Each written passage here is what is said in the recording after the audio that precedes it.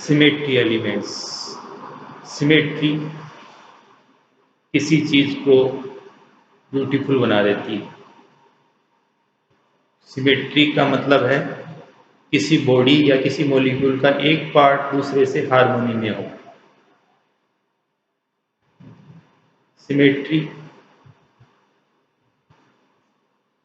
Symmetry elements के कारण होती है। अब हम देखते हैं सिमेट्री एलिमेंट्स। सिमेट्री एलिमेंट्स में सबसे पहले हम देखेंगे प्लेन ऑफ सिमेट्री, जिसको अपन सिग्मा से रिप्रेजेंट करते हैं। और इसकी डेफिनेशन हम इस तरह से दे सकते हैं, it is an imaginary plane inside the body और molecule which divides it into two parts such that one part is mirror image of the other.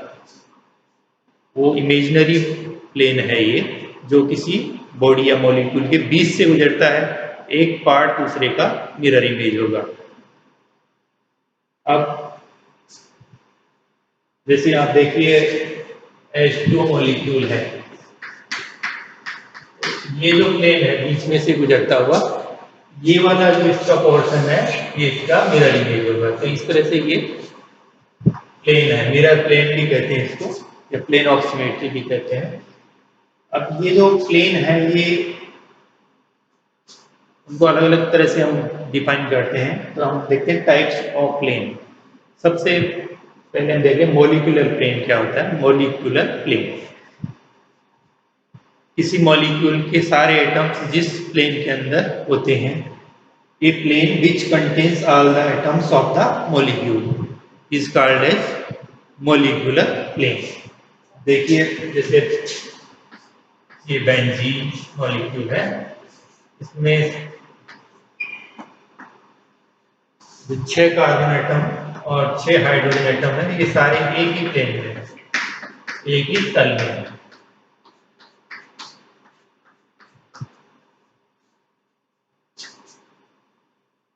अब जैसे ये जो बेंजीन मॉलिक्यूल है, ये इस वाले तल में इस प्लेन के अंदर रखा हुआ है। तो ऐसा प्लेन जो इसको बाइसेक्ट करेगा, जिसमें सारे जो एटम्स होंगे ये बाइसेक्ट करता हुआ जो प्लेन जाएगा, ये मॉलिक्यूलर प्लेन कहलाएगा। इसी तरह से हम H2O में भी दिखा सकते हैं, इसमें भी मॉलिक्यूलर प्लेन है, जो दो है, जो एक ऑक्सीजन इन एटम्स को बाइसेक्ट करता हुआ इसके तल से गुजरेगा, वो इसका मॉलिक्यूलर प्लेन होगा।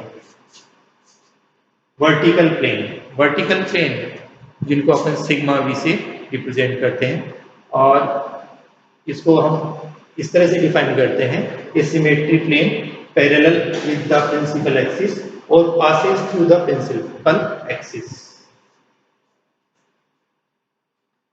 प्रिंसिपल एक्सिस हाईएस्ट ऑर्डर की रोटेशनल एक्सिस को बोलते हैं।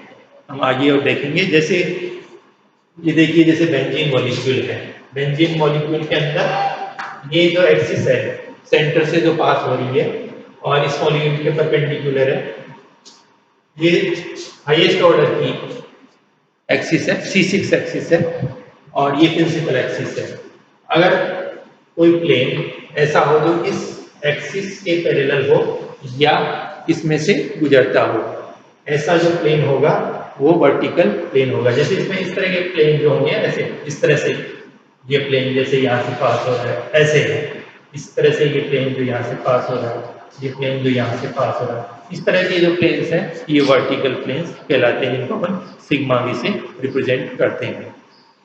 अब जैसे H2O मॉलिक्यूल है, इसमें भी ये एक्सिस C2 एक्सिस है, इसमें प्रिंसिपल एक्सिस है, और ये जो प्लेन है इसको बाइसेक्ट करता हुआ ये वर्टिकल प्लेन है, इसको अपन सिग्मा वी से रिप्रेजेंट करेंगे।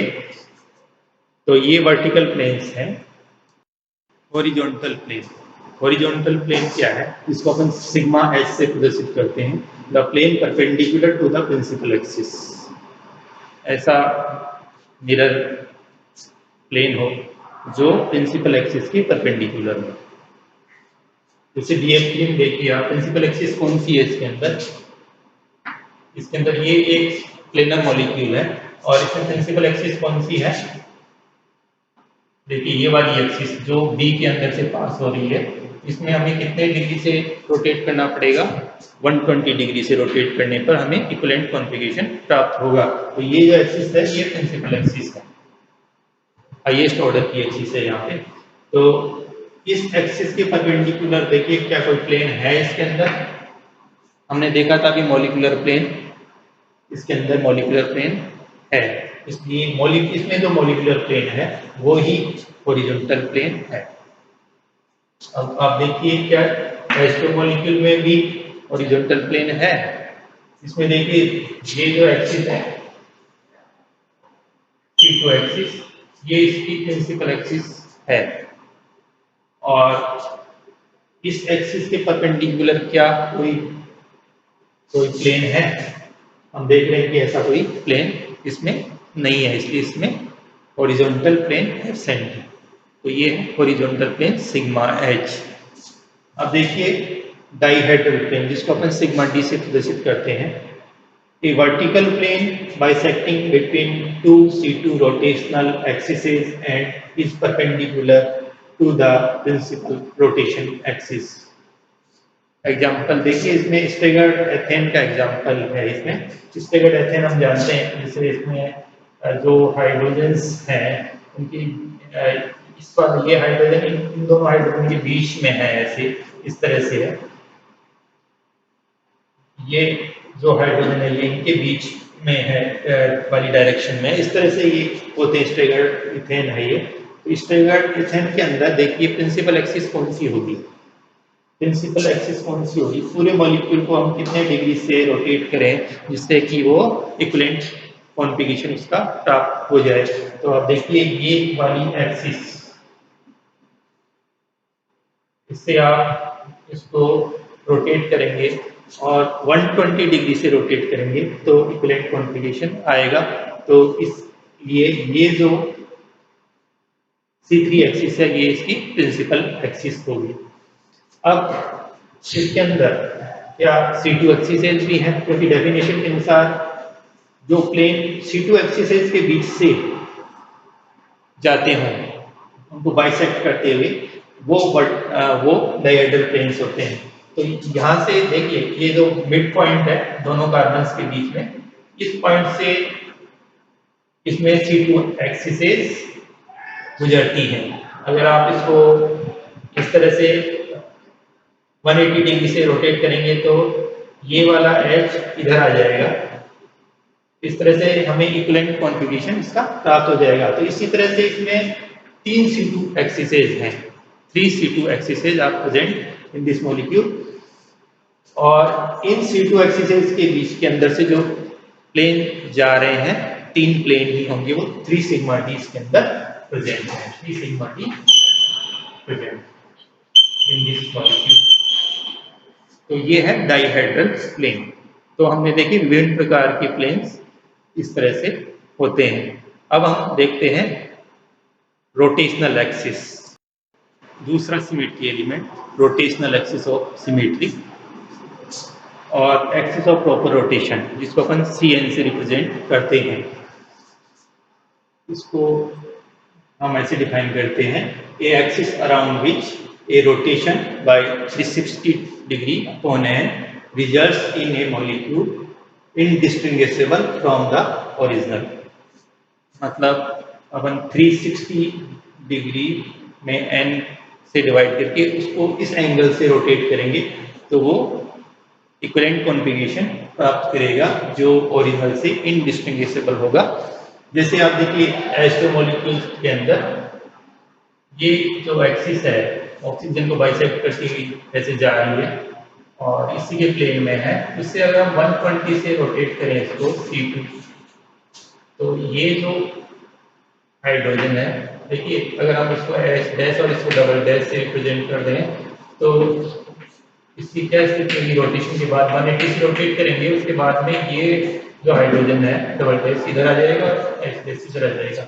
ये और ये इनडिस्टिंग्विशेबल है और ये इसके अंदर इस तरह से C2 एक्सिस मौजूद है। इसको प्रॉपर एक्सिस ऑफ रोटेशन भी कहते हैं। अब देखिए BF3 मॉलिक्यूल के अंदर, BF3 के अंदर देखिए ये एक्सिस जो इसके अंदर प्रिंसिपल एक्सिस भी है, इससे अपन रोटेट करते हैं 120 डिग्री से। 120 डिग्री से रोटेट करने पे जैसे इनको आप BF3 है, ये BF3,